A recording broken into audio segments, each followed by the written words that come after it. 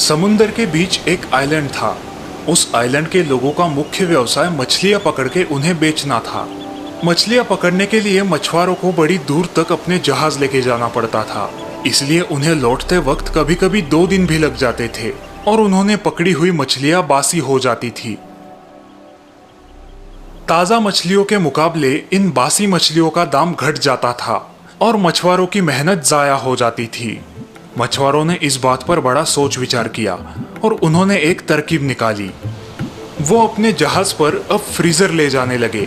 वो मछलियां पकड़कर उन्हें फ्रीजर में रख देते, जिनसे उनका ताज़ापन बहुत देर तक टिका रहता। लेकिन फिर भी बाजार में लोग फ्रीजर में रखी हुई मछलियां और ताज़ा मछलियां इनके बीच का फर्क जान लेते थे और फ्रीजर में रखी हुई मछलियां खरीदने से इनकार करते थे।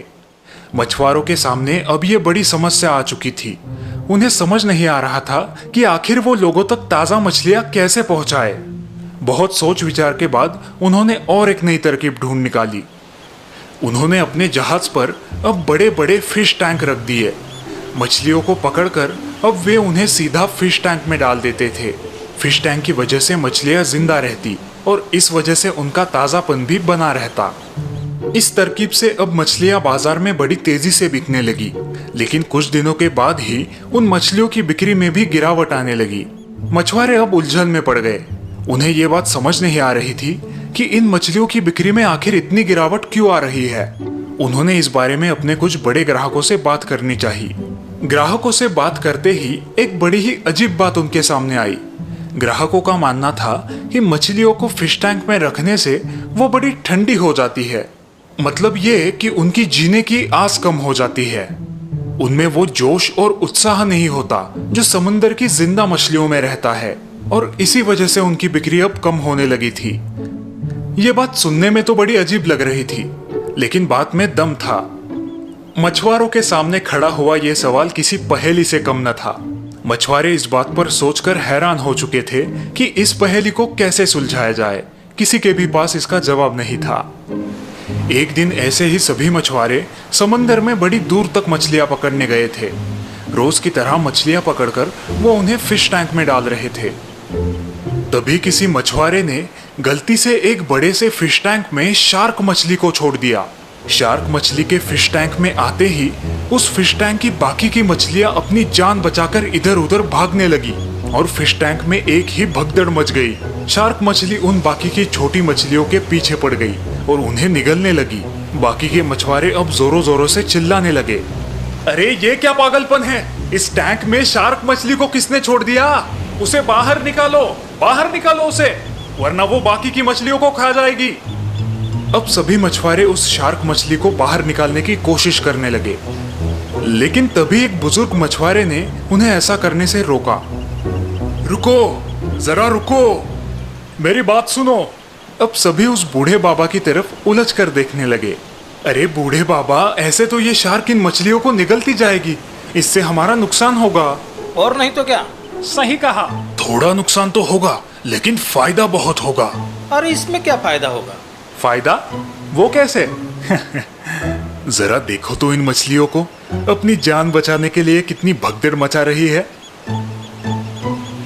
बस इसी बात की कमी थी जिससे इन मछलियों की बिक्री कम होती जा रही थी। हम अभी भी नहीं समझे, जरा खुलासे से बताओ बूढ़े बाबा। लोग इन मछलियों को इसलिए नहीं खरीद रहे थे क्योंकि ये बड़ी ही ठंडी और जीवन के प्रति अनुत्साही हो गई थी। फिश टैंक में रहकर उन्हें जीवन जीने के लिए ज्यादा मेहनत करने की जरूरत नहीं पड़ रही थी। लेकिन अब देखो, शार्क मछली के आते ही अपनी जान बचाने के लिए उन्हें अब संघर्ष करना पड़ रहा है, जिससे उनकी जीवन का जोश और उत्साह वापस आ गया है।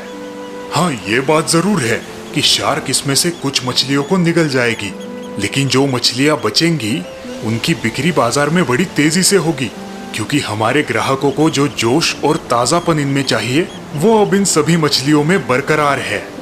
बूढ़े बाबा की ये बात सच साबित हुई। बाजार में अब ये सारी मछलियां बड़ी तेजी से बिकने लगी। बूढ़े बाबा ने उस दिन जो भी कहा उसमें एक बड़ी ही गहरी सच्चाई छुपी हुई थी। जीवन में संघर्ष का होना बहुत जरूरी है, वरना जीवन ठंडा और फीका हो जाएगा। वो कहते हैं ना, संघर्ष ही जीवन है, और जीवन ही संघर्ष है।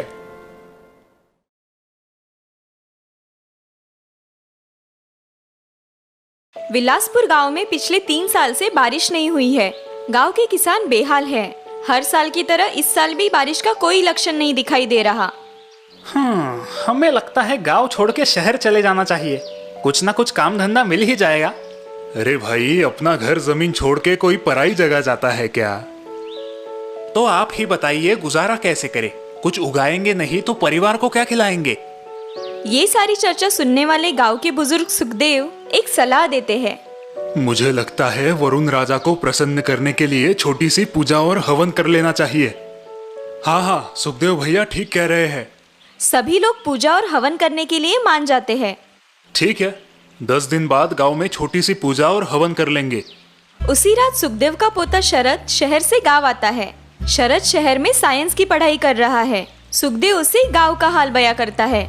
बस अब सब कुछ वरुण राजा की कृपा पर निर्भर है। दादाजी, पापा ने कुछ पैसे भेजे आपके खर्चे के लिए। हाँ बेटा, मैंने कल ही फोन किया था बबलू को। दादाजी, यह सूखे की वजह से इतनी परेशानी है तो आप हमारे साथ शहर क्यों नहीं चलते? नहीं बेटा, पूरी जिंदगी गुजर गई इसी गांव में। अब आखिरी सांस भी यही लूंगा। बस इस सूखे पर कोई इलाज मिल जाए। शरद दादाजी की बात सुन के सोच में पड़ जाता है। दूसरी सुबह दादाजी शरद को उठाने जाते हैं, लेकिन शरद अपने बिस्तर पर नहीं है। सुबह सुबह कहाँ चला गया ये लड़का? कुछ देर बाद 2 गांव वाले सुखदेव के घर आते हैं। सुखदेव चाचा, ये आपके पोते को क्या हुआ है? क्यों, क्या हुआ है भाई? चलिए हमारे साथ खुद ही देख लीजिए।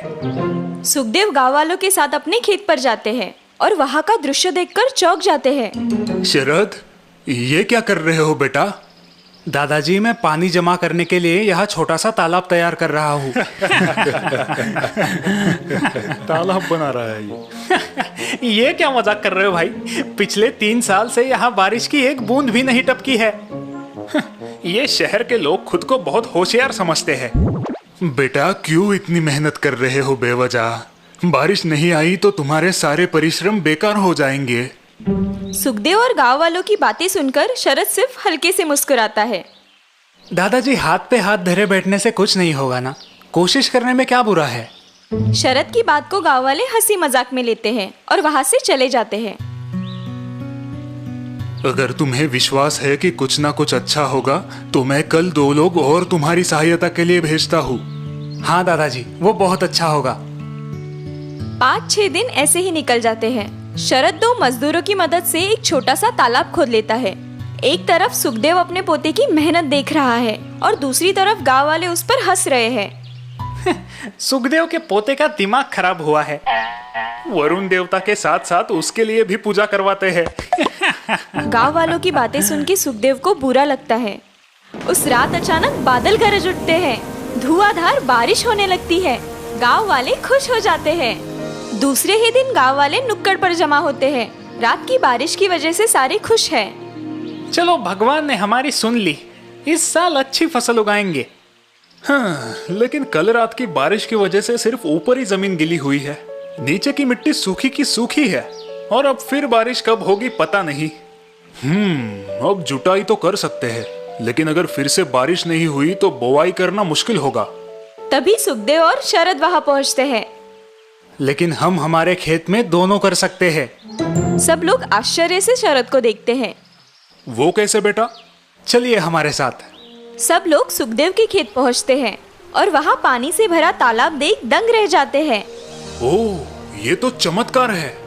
चमत्कार नहीं चाचा, बस मैंने थोड़ी आगे की सोची और आने वाला कल अच्छा बनाने के लिए आज कोशिश की। सही कहा तुमने बेटा। इतने पानी में सुखदेव आराम से खेती कर सकता है। वाह बेटा, लोगों के तानों ने तुम्हें तुम्हारे लक्ष्य से विचलित नहीं किया। सरपंच जी की बात सुन के बाकी के गांव वाले शर्मिंदा हो जाते हैं। काश हमने भी हमारे खेतों में तालाब खोदा होता। अब पता नहीं कब बारिश होगी भी या नहीं।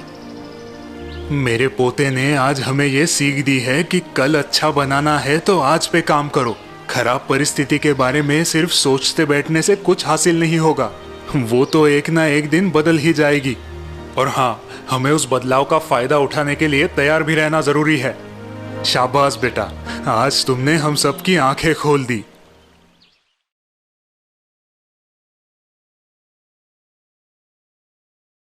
माधुरी और किशोर 23 साल के जुड़वा भाई बहन हैं, लेकिन दोनों के स्वभाव एक दूसरे से एकदम भिन्न हैं। पिछले साल ही दोनों ने ग्रेजुएशन पूरी की थी और दोनों को एक ही ऑफिस में अच्छी नौकरी भी लगी थी। किशोर चलो जल्दी, लेट हो रहा है। अरे दीदी इतनी क्या जल्दी है? तुम्हें पता है ना मुझे ऑफिस लेट पहुंचना बिल्कुल पसंद नहीं।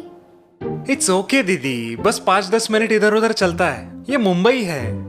जैसे जैसे घड़ी आगे बढ़ रही थी, माधुरी बेचैन हो रही थी।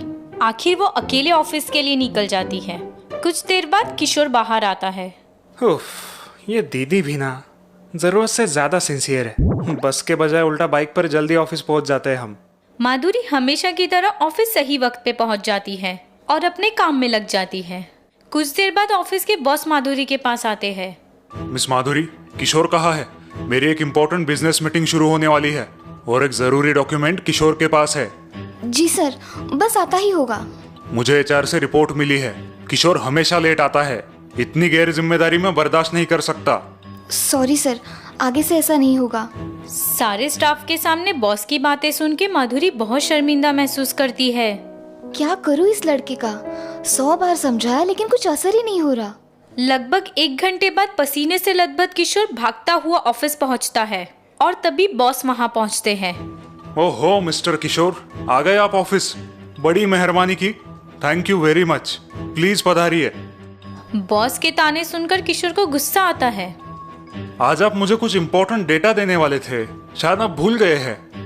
बॉस की बात सुन के किशोर को समझ आता है कि उसने बहुत बड़ी गलती की है। उसकी आवाज गले में ही अटक जाती है। जी सर, आई एम सॉरी। वो मैं दरअसल। हाँ, पता है तुम बहुत बिजी रहते हो आजकल, इसलिए ऑफिस भी टाइम पे नहीं पहुंच पाते। पूरे ऑफिस स्टाफ के सामने बॉस की तानेबाजी सुन के किशोर के साथ साथ माधुरी भी शर्मिंदा हो जाती है।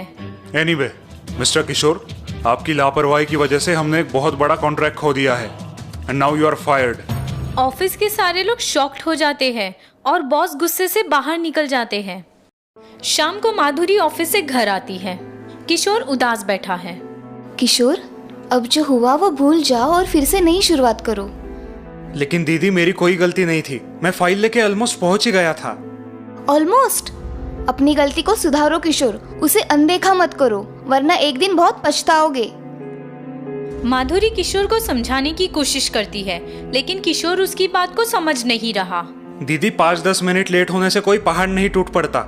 ये मुंबई है, यहाँ 24 घंटे ट्रैफिक ही रहता है। कितना भी टाइम पे निकलो, लेट हो ही जाता है।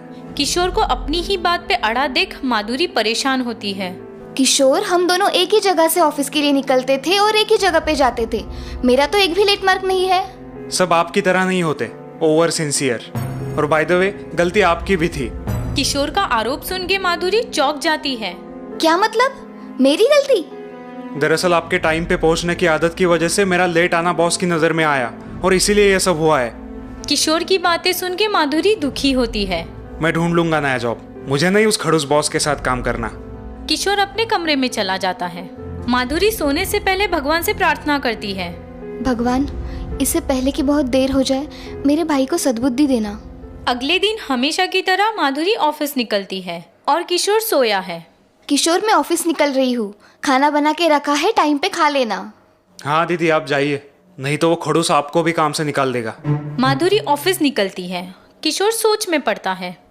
अब पूरा दिन क्या करूँ यार, जॉब तो एक दिन में मिलने से रही। यस, नीरज के घर जाता हूँ, सुरेश को भी बुलाता हूँ। किशोर नीरज के घर आता है।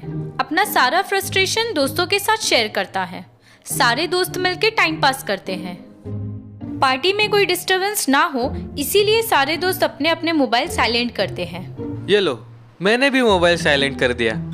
फालतू में डिस्टर्ब करते हैं घर वाले। वही तो, हम क्या छोटे हैं, समझते ही नहीं हमें प्राइवेसी की जरूरत होती है। तीनों फ्रेंड्स खा पी के टुन्न हो जाते हैं और गहरी नींद में सो जाते हैं। माधुरी हमेशा की तरह ऑफिस से निकलती है। आज उसे थोड़ी देर हुई है, इसीलिए जल्दी में है। ओह गॉड, आज बहुत देर हो गई है। किशोर भूखा होगा, जल्दी घर पहुंचना होगा। माधुरी हड़बड़ी में सड़क पार करने लगती है और तभी एक ट्रक की हेडलाइट उसकी आंखों पे पड़ती है और भयानक सी ब्रेक लगाने की आवाज आती है। किशोर के फोन पे लाइट फ्लैश होती है। कोई उसे कॉल करने की बार बार कोशिश कर रहा है। माधुरी को अस्पताल एडमिट किया जाता है। उसे बहुत गंभीर चोटें आई है और बाजू में बैठा किशोर रो रहा है। हमने आपको कॉल करने की बहुत कोशिश की, लेकिन आप फोन ही नहीं उठा रहे थे। तभी एक डॉक्टर कुछ रिपोर्ट्स लेके वहाँ आते हैं। आई एम सॉरी किशोर, लेकिन हम तुम्हारा ब्लड माधुरी के लिए नहीं यूज कर सकते। लेकिन डॉक्टर हम जुड़वा है और हमारा ब्लड ग्रुप भी सेम है। हाँ वो सब तो ठीक है, लेकिन तुम्हारे ब्लड में पेस्टिसाइड्स की मात्रा बहुत ज्यादा है जो माधुरी के लिए हानिकारक हो सकती है। अब क्या होगा डॉक्टर? प्लीज मेरी बहन को बचाइए। डोंट वरी, एक डोनर आ रहा है। एक्चुअली उसे अब तक पहुंच जाना चाहिए था। पता नहीं लोग वक्त का पालन करना कब सीखेंगे। डॉक्टर की बातें सुन किशोर मन ही मन अपसेट हो जाता है।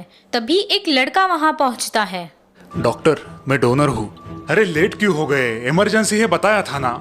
डॉक्टर, सिर्फ 5 मिनट ही देर हुई है। 5 मिनट के 300 सेकंड्स होते हैं और शायद किसी के लिए 1 सेकंड भी बहुत कीमती हो सकता है। चलो जल्दी। डॉक्टर और वो डोनर निकल जाते हैं।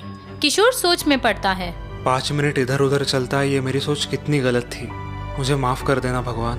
मैं आज से खुद का और दूसरों के वक्त का मान रखूंगा, लेकिन प्लीज मेरी बहन को बचा लेना।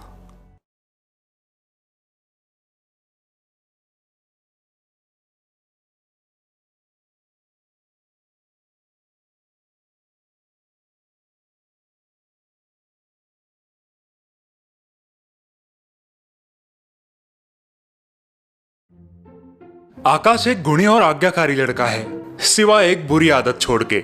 आकाश किसी भी नई चीज को उत्साह से शुरू करता है, लेकिन कुछ ही दिनों बाद उसका उस चीज से मन उड़ जाता है, फिर चाहे वो कोई स्पेशल शौक हो, खेल कूद हो या और कुछ। बेटा पहले ये गेम तो खत्म करो। नहीं पापा, ये बहुत बोरिंग है। मुझे फुटबॉल खेलना है। मैंने सुना है बहुत इंटरेस्टिंग खेल है। मुझे आज ही फुटबॉल चाहिए। हाँ, लेकिन इस चेस को लाए हुए 1 हफ्ता भी नहीं हुआ है बेटा। तो क्या हुआ पापा, किसी दोस्त को दे दूंगा मैं। आप बस फुटबॉल लाइए, देखना मैं कैसे बढ़िया किक मारूंगा, एकदम मैराडोना जैसे। उसके माता पिता को यह आशा थी कि उम्र के साथ साथ आकाश की ये आदत बदल जाएगी, लेकिन ऐसा नहीं हुआ। एक दिन उसे अचानक ज्योतिष शास्त्र में रुचि उत्पन्न हुई और उसने अपनी बीएससी की पढ़ाई पूरी ना करने का फैसला घर पे सुना दिया। बेटा मुझे लगता है कि तुम पहले अपनी ग्रेजुएशन पूरी करो। बिना डिग्री के आजकल कोई नहीं पूछता। पापा, अब मुझे इस किताबी पढ़ाई में इंटरेस्ट नहीं लगता। किताब खोलता हूँ तो मुझे सिर्फ चांद तारे दिखाई देते हैं। बेटा ये तुम्हारा आखिरी साल है, बस ये साल पूरा कर लो, बाद में तुम्हें जो चाहिए वो कर लेना। नहीं माँ, प्लीज मुझे फोर्स मत कीजिए। आकाश की ये बात सुन के उसके माता पिता परेशान हो जाते हैं। न जाने अब कहाँ से ये ज्योतिष शास्त्र का भूत सवार हुआ है इसके सर पे। मुझे डर है कि अब ये बीएससी की पढ़ाई भी अधूरी ना छोड़ दे। हाँ वही तो, कोई भी चीज पूरी ना करने की इसकी ये आदत बचपन से हमें टेंशन देती आई है। आकाश ने काफी सारे हुनर जैसे कि खेलकूद, संगीत, जर्मन लैंग्वेज की पढ़ाई ऐसे ही आधे अधूरे बिना पूरे किए छोड़ दिए थे। उसकी इस आदत की वजह से उसके पिताजी ने बहुत आर्थिक नुकसान सहा था, लेकिन आकाश को इस बात की कोई फिक्र नहीं थी। ज्योतिष शास्त्र में आकाश की रुचि दिन ब दिन बढ़ती ही रही। वो दिन रात उसी के बारे में सोचता रहता। आकाश, पढ़ाई कैसे चल रही है तुम्हारी? 1 ही महीना बचा है एग्जाम के लिए। भाई मुझे भविष्य की चिंता है, ये फालतू एग्जाम्स वगैरह में मुझे कोई इंटरेस्ट नहीं है अब। आकाश की बात सुन के उसके दोस्त अचरज में पड़ जाते हैं। अच्छा, तो क्या दिख रहा है तुम्हें भविष्य में? ये सारी दुनिया खत्म होने वाली है और तुम देखना मेरी भविष्यवाणी जल्द ही सच होगी। इसलिए तुम्हें पढ़ाई में इंटरेस्ट नहीं रहा? हाँ और नहीं तो क्या, क्यों फालतू में टाइम वेस्ट करूं मेरा। उससे अच्छा क्यों ना मैं इस दुनिया को विनाश से बचाने का सॉल्यूशन ढूंढूं। ये पढ़ाई वढ़ाई में कुछ नहीं रखा है यार। आकाश की बातें सुनकर उसके माता पिता की चिंता और बढ़ जाती है और अब आकाश के दोस्त भी उसकी बातों में आ जाते हैं। अगर तुम सही कह रहे हो तो पढ़ाई करके कोई फायदा नहीं। मुझे भी ऐसे ही लग रहा है। अरे मरने ही वाले हैं तो बच्चे हुए दिन एंजॉय करने चाहिए। करेक्ट, वो सब तो ठीक है। बहुत दिन से मन कर रहा है, कल आइसक्रीम खाने जाएंगे। आकाश ने अब ठान लिया कि वो दुनिया को विनाश से बचा के रहेगा और अब इस अभियान में उसके साथ उसके दोस्त भी जुड़ गए थे। अगली रात तीनों आइसक्रीम खाने निकल पड़े। चलो यार घर चलते हैं, बहुत देर हो गई है, माँ वेट कर रही होगी। हाँ चल चलते हैं। तीनों दोस्त एक चौराहे पर आते हैं और अपने अपने रास्ते चलने लगते हैं। कुछ क्षण बाद आकाश की चीख सुनाई देती है। बचाओ बचाओ, साहिल, मनीष, हेल्प हेल्प प्लीज। आकाश एक बिना ढक्कन के गटर में गिर जाता है और मदद के लिए चिल्लाता है। तभी वहां से गुजर रहा एक आदमी उसे हाथ देकर गटर से बाहर निकालता है। अरे अरे, ये क्या हुआ? ओ, ये कैसे हुआ? तुम ठीक हो बेटा? गटर में गिरने से आकाश के कपड़े गंदे हो जाते हैं और वो काफी डर भी जाता है। मैं ठीक हूँ uncle, thank you so much. It's okay, अब डरने की कोई बात नहीं। क्या करते हो तुम? अंकल, ये हमारा दोस्त है और भविष्य बताता है। अच्छा, इतनी कम उम्र में? हाँ अंकल, और इसने भविष्यवाणी की है कि जल्द ही ये सारी दुनिया नष्ट होने वाली है। और इसीलिए अब हम तीनों ने अपनी पढ़ाई छोड़ने का निर्णय लिया है। ये सुन के वो आदमी हंस पड़ता है।